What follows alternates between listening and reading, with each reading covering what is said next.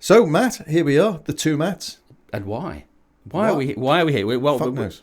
It's one of the mysteries, isn't it? I think it's because the New European 7 years ago was founded. It was. And you are the Nick Fury. You have to tell the founder of the Avengers, mate. Gosh, yeah. Right? You have to tell the superior origin story. Right. Okay. Well, here's the origin story. 7 years ago, on the 24th of June, I was walking through London on a beautiful day, and everybody was depressed. Why were they depressed? Because Britain had just voted to leave the European Union. And frankly, I don't think anyone could believe it. And it did occur to me that overnight there had been this enormous new constituency of people called the 48%, who were all pissed off and didn't really have any single media that spoke exactly to this singularity that had caused such kind of bemusement and anger. And I thought, why don't we launch a new national newspaper? And incredibly, I was supported by the company I was working for at the time. And we launched the New European 9 days later. As a pop-up, we thought it would last 4 issues. 7 years later, we're going strong. Circulation is going really well. We've had our best couple of months of subscriptions for a long time. So I think, I've lived with a certain weird kind of guilt for the last 7 years, having been one of very few people to have come out smiling from Brexit. But, generally, I appreciate it's been a shit show for everybody else. And I guess with this podcast, what we're trying to, and I say this is a very recent and fortunate addition to the New European team, try and take some of that ethos of not just being anti-Brexit, but, fiercely opposed to the nationalistic direction that politics is taking. Yeah, politics and media, I would say. And media, and also I think probably both of us somewhat antagonised by the earnestness of a lot of podcasting, to try and look at it in that way, and hopefully add some value to the audio landscape. I hope so. What are we going to call this episode, Matt? What a happy day. What about the depths of despair? Angry Centrists. Angry Centrists. Angry Centrists has it. So, which is what we are. Yeah. There's no point in denying it. Because there's a massive gap in the podcast market. Well, actually, I think there may be a gap for Angry Centrists, right? There's a lot of very somber and... No, but these guys, these podcast reviewers, they can't say the word centrist without putting angry before it. At best. Yeah. I mean, there are plenty of other epithets. We are... I believe, as the kids say, this podcast is dropping on the. I believe so. Yeah. On the day of the 7th anniversary of the decision to leave the EU. It's not, is it though? It's not. It's tomorrow, isn't it? The 23rd. Yeah. Yeah. That's right. That's right, Matt. That is indeed. That's right, Matt. The miracle of recording technology. That's right. He's had a hard day. He's been, for reasons we'll explain later, he's a little bit tired. Don't worry. But we're going to have to talk about the anniversary, Brexit, where we are now, and we promised we won't. We're not going to talk every week about Brexit, but I think it would be eccentric not to talk about it. It would. The other big story, of course, is the submarine. It has been really dominant, and I think there are things we want to talk about. The submarine and the contrast with that terrible tragedy last week in the Mediterranean where 700 people died. Yeah. And then, of course, there are some wrap-up issues like the all-important cage fight between Elon Musk and Mark Zuckerberg, which the story of the month we must get into. Great. So this is episode 1 of the two Matts. The Angry Centrists.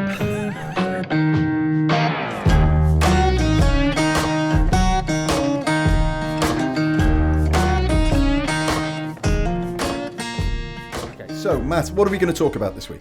Well, I think we've got to talk about the 7th anniversary of Brexit, haven't we? Is it 7 years already? It is 7 years. And to quote Eddie Murphy in Trading Places, what a happy day. If the satellites can see the conga sort of marching round the Red Wall. There are prayers of gratitude being given in places of worship. Yeah.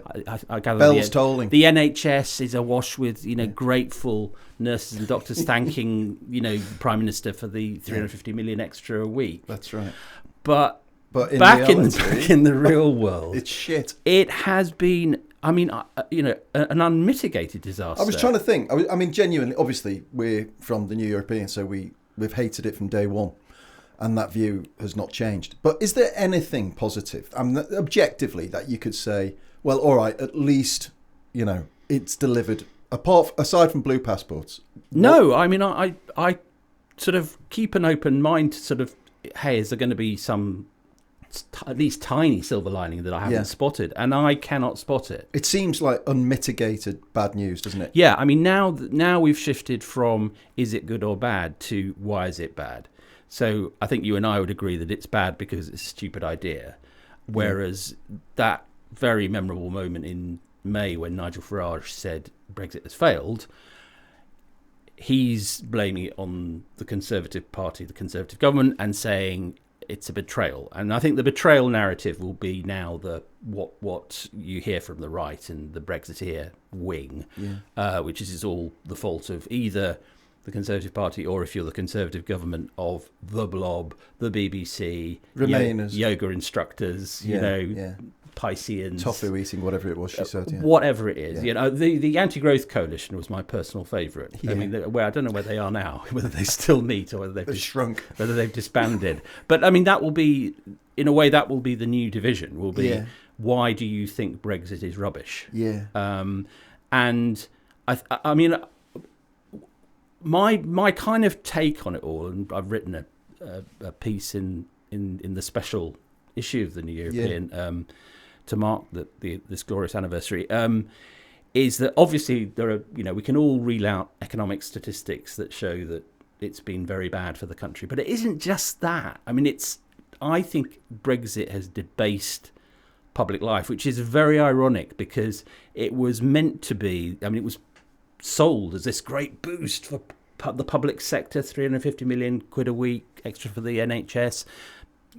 The left behinds finally being noticed, and so on. And actually what you've seen is a kind of hollowing out of public life, no serious policy, and a very debased political culture. Do you think that we were just unlucky that we happened to have a wave of shit politicians around the time? That, but I think even if there'd been talented politicians, and after all, not all the politicians who've been involved in Brexit are without ability. I mean, Michael Gove, he's wrong about Brexit, but he's a clever guy. Yeah. But to demonstrate how far things have fallen, Theresa May now looks kind of, like an inspirational leader. But this is true, but the dynamics of Brexit, I think, have driven us to a place where we've now had 4 lousy prime ministers on the trot.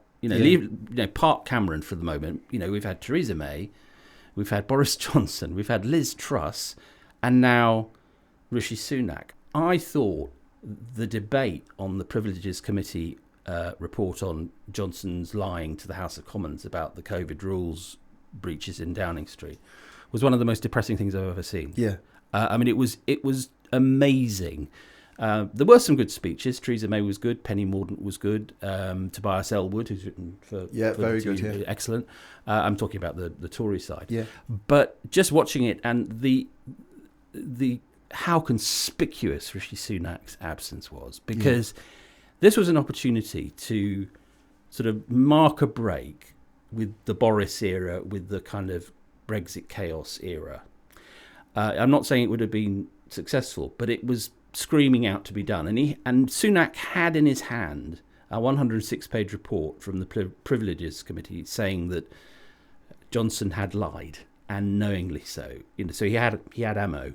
Yeah. But the briefing from Number 10 was, we don't want to, quotes, poke the beast. Mm. And of course, the upshot of that is that the beast, Boris Johnson, now knows that he can intimidate the sitting Prime Minister whenever he wants.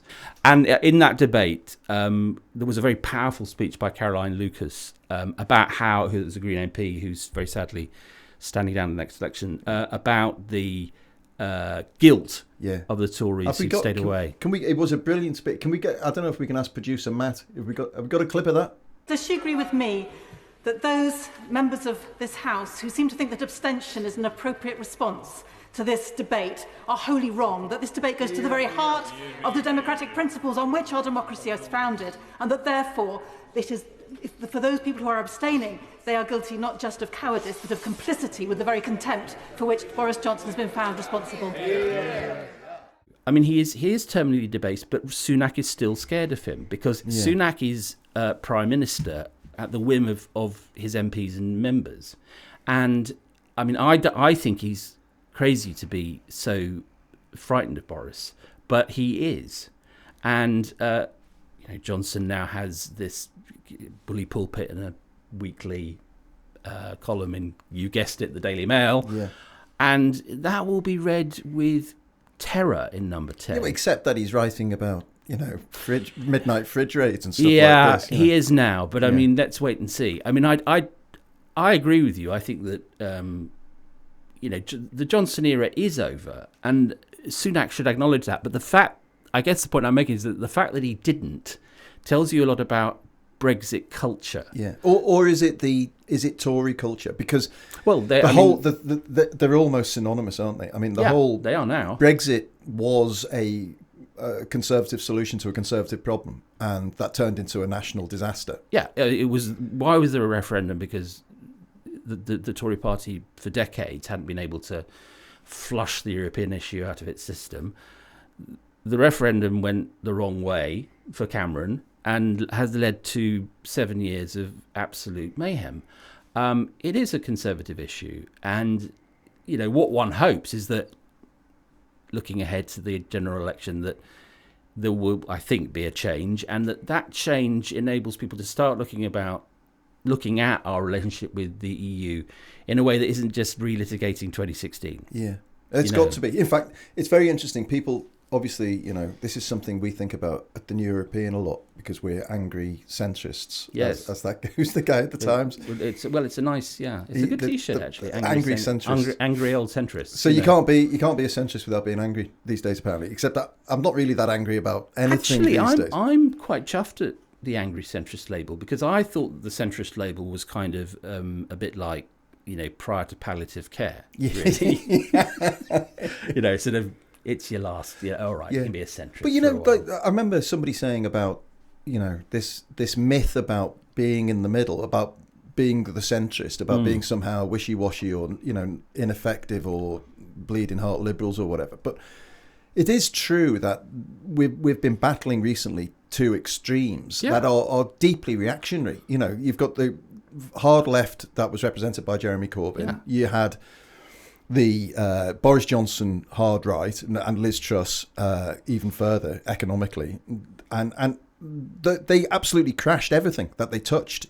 So I think there's a great case for saying it's the centre where stuff actually gets done. And centrism shouldn't be the slur some people think it is. No, of course not. And at the very least, I think saying I'm not either Nigel Farage or Jeremy Corbyn is not something you should be ashamed of saying. No, that's right. I mean, there's a great tendency in the era of social media to dismiss by label. So, and centrist dad is funny and boomer is funny, but it actually doesn't advance anything very far. It doesn't get you. I mean, it doesn't have any content to it. Yeah. It's just a form of dismissal. Talking of social media, I mean, my belief is that it's an entirely parallel universe and actually bears very little reflection to the real world. And I wonder whether that's also true of Brexit itself as an issue.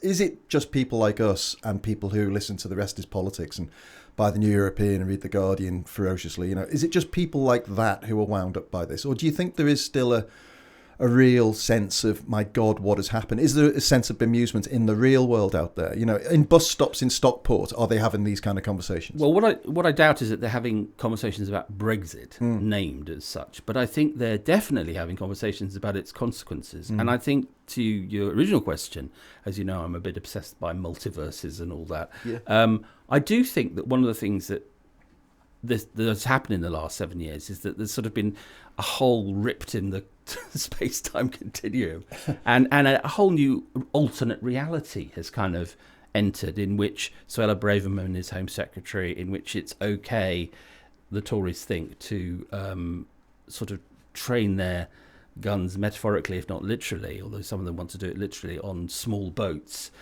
on which Boris Johnson thinks it's fine to lie, on which the Conservative party generally, we all saw that Mirror video of the ghastly party in December 2020 at Conservative headquarters, think it's fine to party while the rest of the country can't even go and see its loved ones on their deathbeds during the pandemic. And I think that there are the sense that the kind of basic kind of glue of a society, which is at least politically speaking, which is truth and trust, that those values have been really seriously corroded by Brexit. Yeah. Why can't Keir Starmer stand up and say, looking at the polls, listening to everybody, even notwithstanding the red wall that he seems to be living in fear of, and just say, look, it's obvious that this is shit. It's obvious. There's no two ways about it. We've made a mistake, okay? We've made a mistake and we need to apply a corrective course, and I'm going to demonstrate by showing leadership and saying some things that some people will find unpopular, but I'm going to make the case for why Britain needs to take these steps to redress the balance in our relationship to the European Union.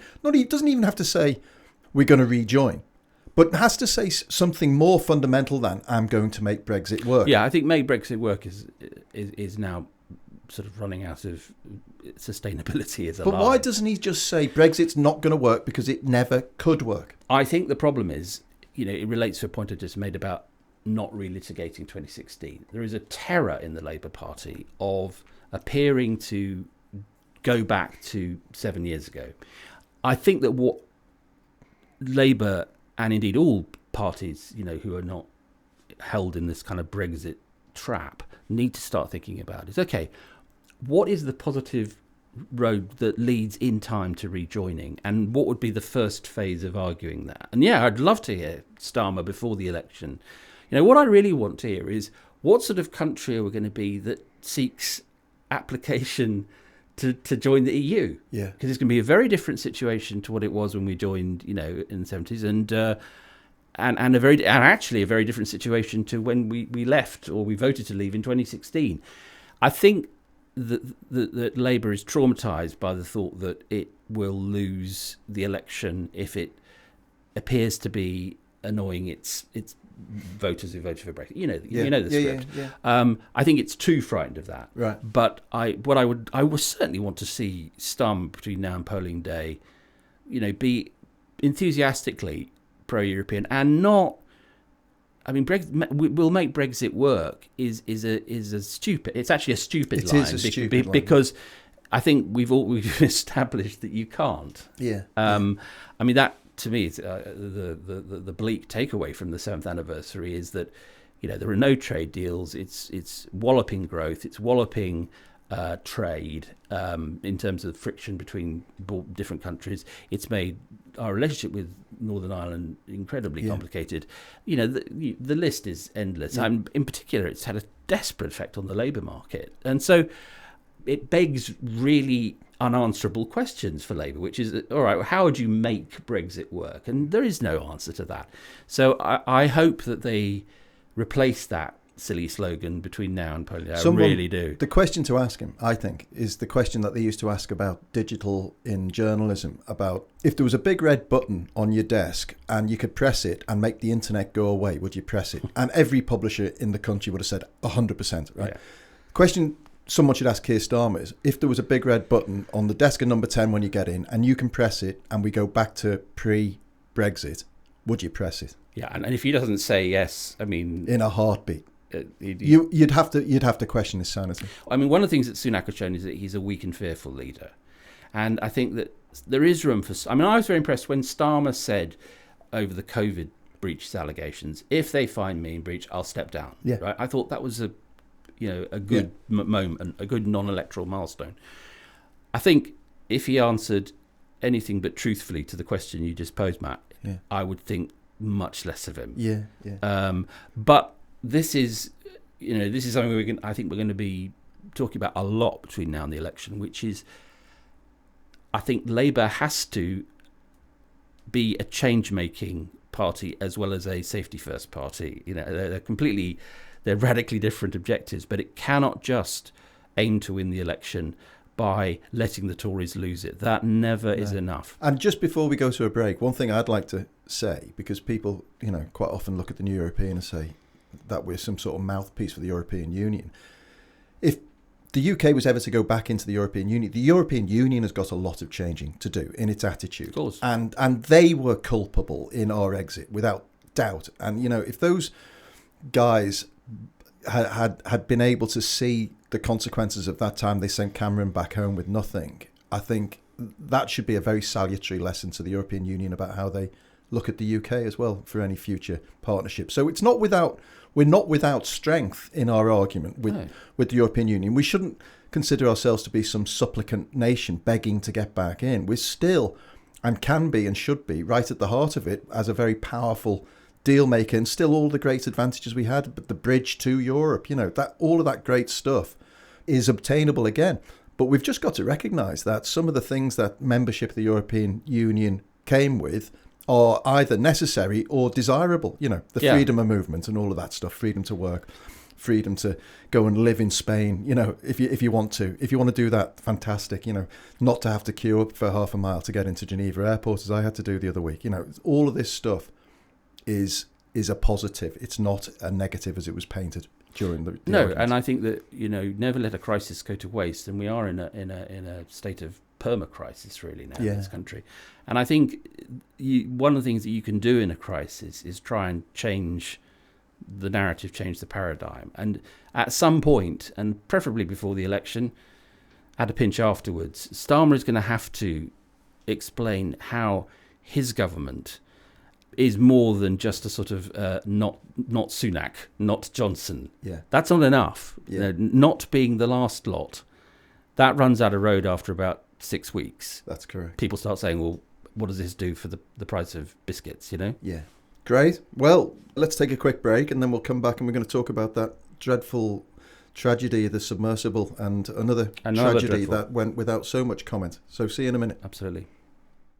Okay, welcome back to the two Matts. And Matt, I obviously the story of the week has been this dreadful tragedy over the wreck of the Titanic. And this, you know, this very human story, this submersible. And, you know,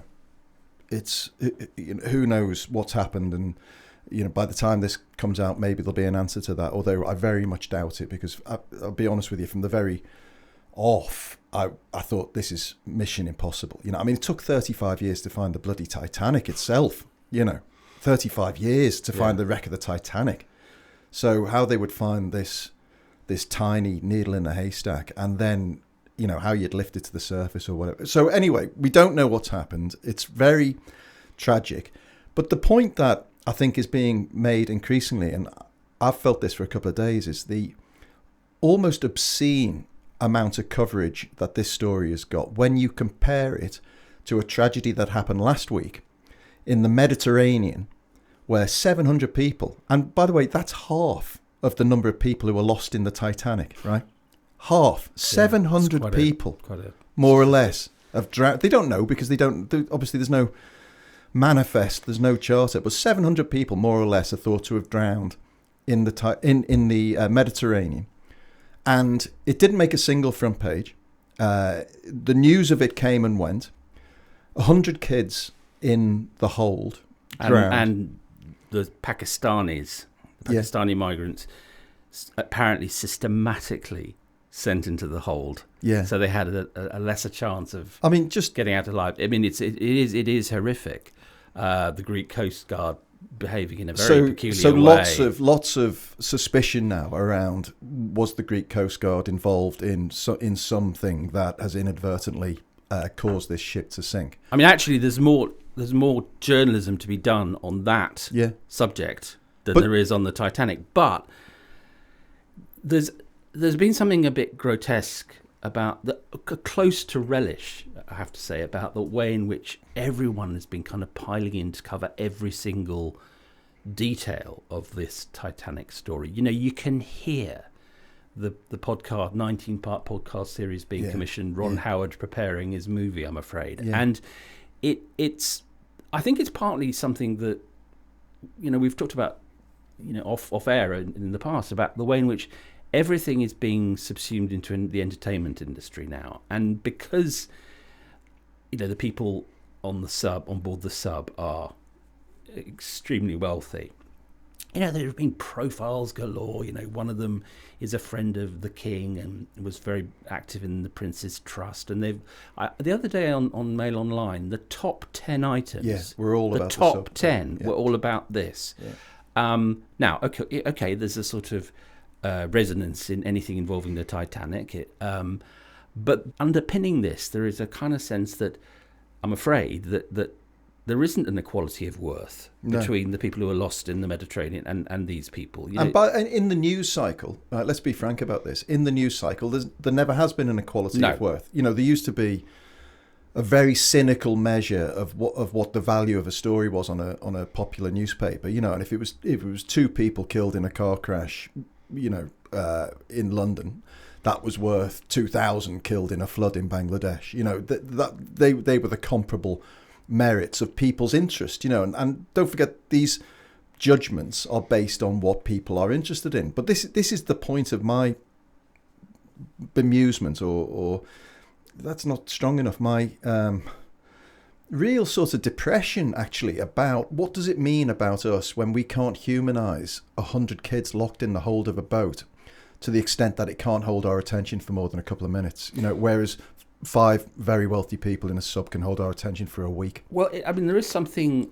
It goes back to the sort of nose pressed to the glass phenomenon that's always been part of media culture, and I think that shows how unmoored we are morally, but also how I think part of it is that the whole issue with migrants and their sort of fate on the seas, and thousands of them have died already in the Mediterranean this year. Tens of thousands. Over the last few years. It's an extraordinary phenomenon. And there's a great book actually by Sally Hayden called "My Fourth Time We Drowned," which won the Orwell Prize, which is all about this. And just if you read that, it's kind of heartbreakingly, brilliantly reported. But it leaves you with a sense of how under assessed this is as a big ethical challenge. I think, in a way, the deep subconscious answer to your question is that we have no way of dealing with the scale of this. Do you think? I'm not sure. We do in terms of we could. I think we dealt with the scale of the Titanic when 1,400 died. We're still talking about that 110 years later. But in the end, we.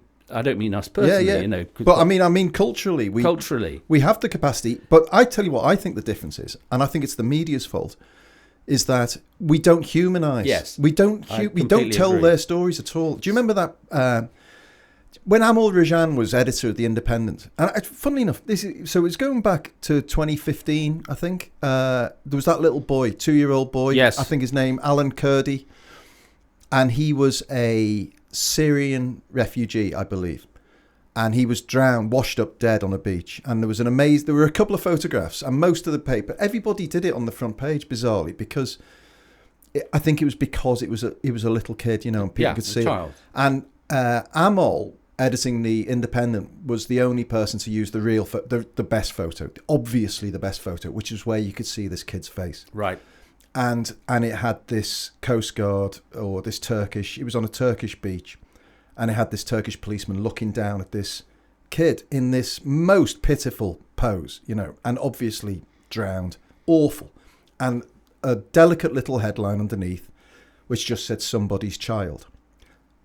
And that, to me, was what we don't do enough of in media, is try and ask people to just think for a minute, try to empathise for 2 or 3 minutes about why the hell these people have made this journey from Pakistan and found themselves on this obscenely overloaded boat. Why would you do that? Why would you put your kid into that? There's an answer, and we don't give the answer. Well, the standard sort of escape is the old Stalin line that one death is a tragedy.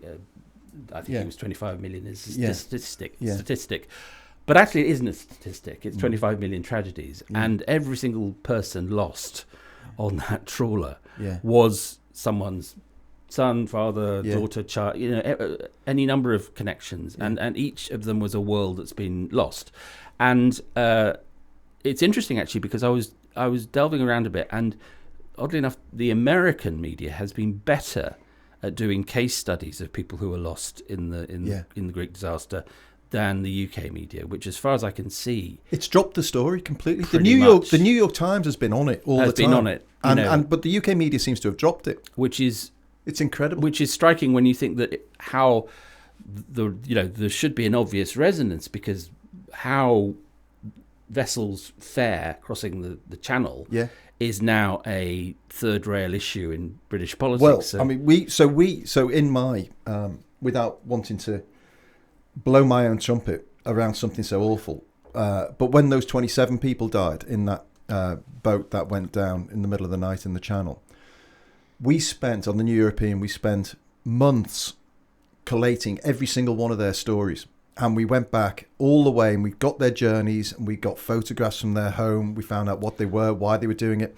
And honestly, I mean, it was a 10,000 word piece with huge photographs. I mean, it was a fantastic piece of journalism. And we did the front page, the 27. And I honestly believe, because I do believe in people's goodness generally, if people could see who those 27 people were, and understand their stories, and they weren't whatever people have got in their heads about this mass of people trying to invade. It's just a grift. It's just all of this stuff. It was the opposite of that. Yes. The absolute opposite. These were decent people with just an aspiration. Many of them had people living over here already and were just trying to reach their husbands, but were frustrated by being able to get over by all the bloody bureaucracy that had been deliberately put in place. If people could see the faces and just spend only 5 minutes to try and understand who they were, what their names were, what they were trying to achieve, I think it would be transformative. But there's something about us that, as a race, we want to swerve that, and we'd rather talk about these billionaires.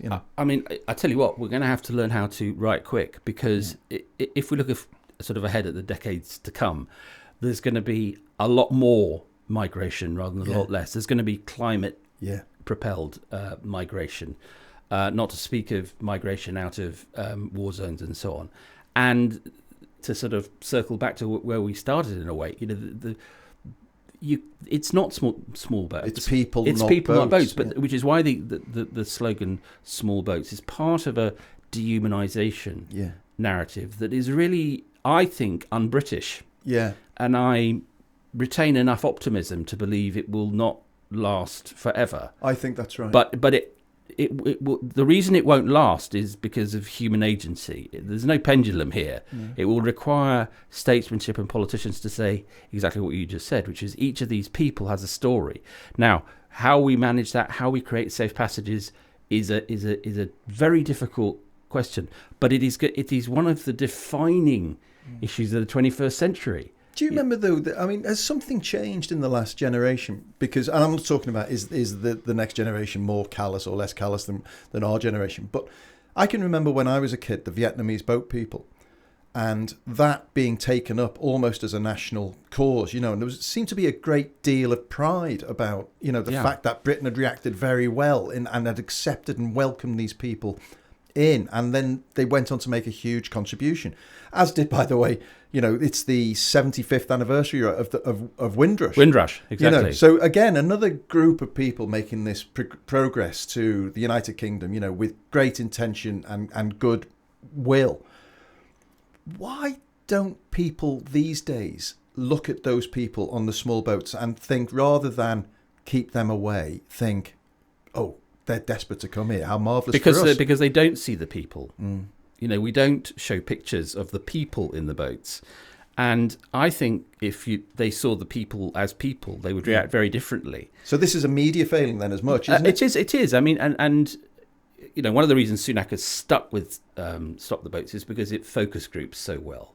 Yeah. But one of the most interesting things, and I remember this from when Labour was in power, their private polling showed that the same respondent in a poll could be vigorously and aggressively against asylum seekers, because that word had been toxified. That phrase had been toxified. Asylum seekers are very bad people. Yeah.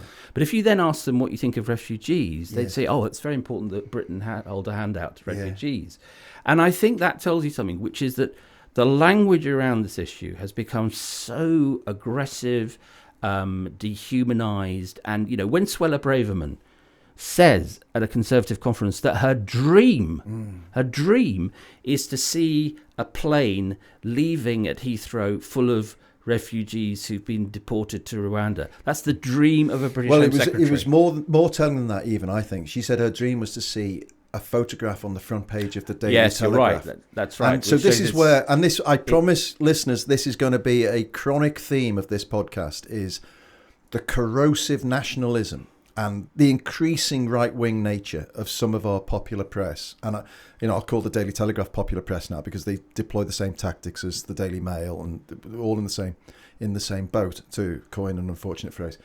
But I do believe that people are much better spirited and much better natured than the media that now peddles them these narratives that are just utterly corrosive, and probably, to wind back to where we started, were very influential in that bloody referendum vote 7 years ago this week, which got us into this bloody mess in the first place. I mean, I always start from the position which is people who say they're against immigration forget the fact that this country made a decision about 70 years ago that it was going to open its doors to many migrants for economic reasons, and it has continued to do so. Why do you think? Well, I mean, the bloody Huguenots in Whitechapel. It goes back a long time, but yeah, exactly. But I mean, the NHS couldn't have survived without migrant labour. The public services, which is essentially to say the British economy, wouldn't survive without migrant labour. Why is there such a grave labour shortage crisis, which is driving inflation?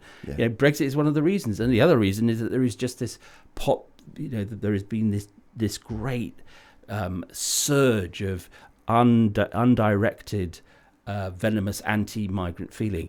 Again, you need grown-up discussion.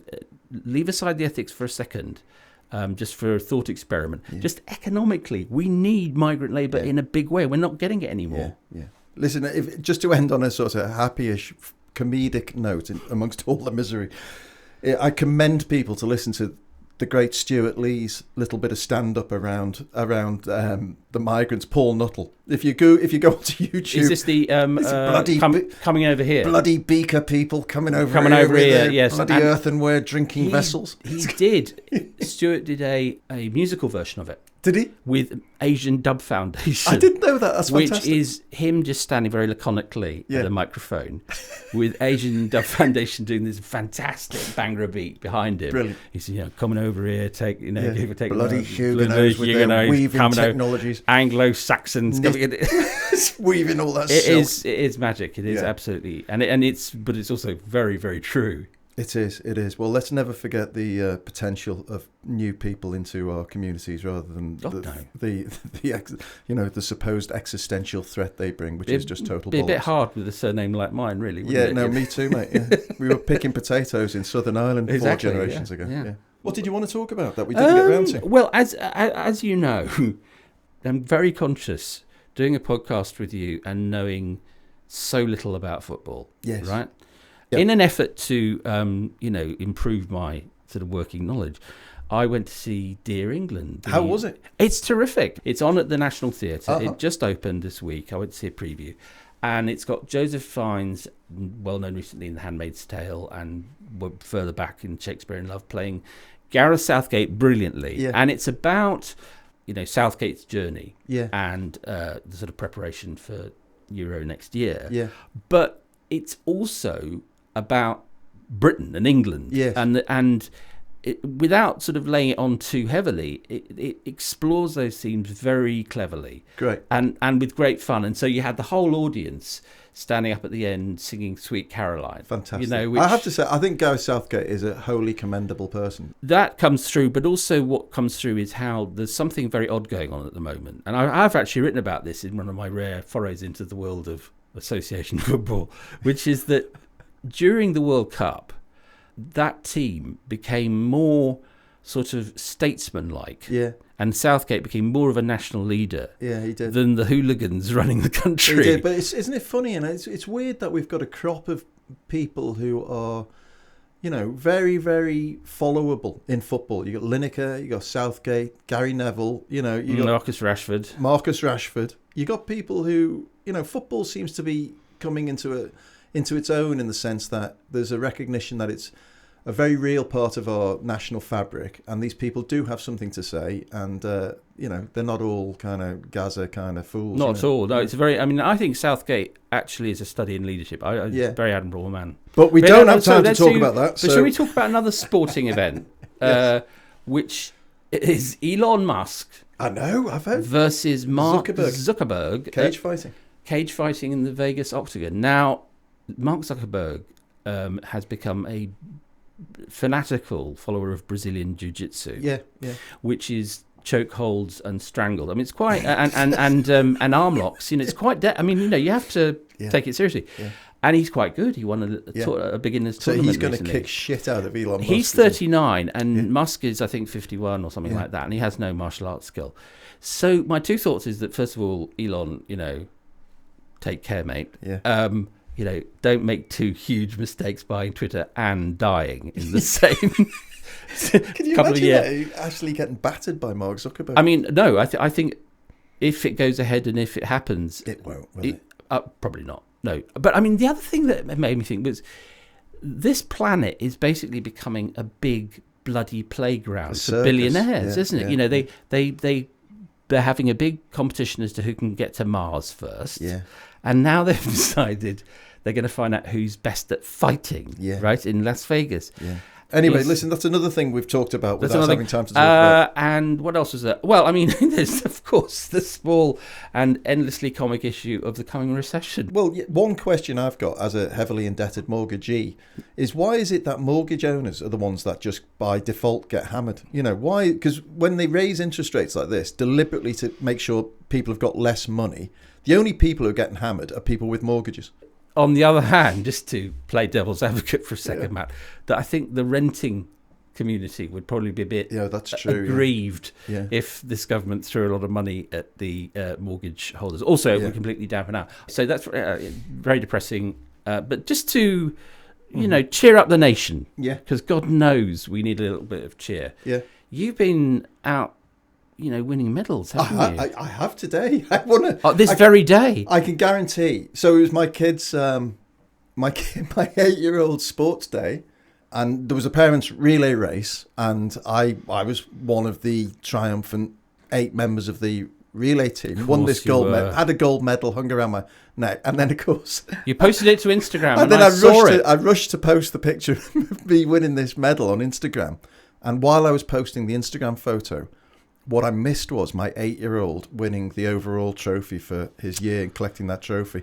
And so I sort of missed that entirely in my awful, awful parenting. Don't be too tough on yourself. That's national leadership for you. Heavy is the head, Matt. Heavy is the head. I know. Now, before we go, there's something I want to mention. Because if you're not thoroughly bored of the 7th anniversary of Brexit, how could you be? The New European has got a fantastic event this time on Thursday evening, June the 29th at Union Chapel in Islington, and it's chaired by a certain Matt D'Ancona. Hello. We've got Alistair Campbell, Patience hello, Wheatcroft, Tanit Koch, who was the editor of Bild, the very fine writer, big German newspaper, and Bonnie Greer, the wonderful Bonnie Greer. Oh, great. So it's going to be a great night, and there's still a few tickets on sale, £15 or £5 concession. So if you're at a loose end on Thursday, please come along. Yeah, you can buy.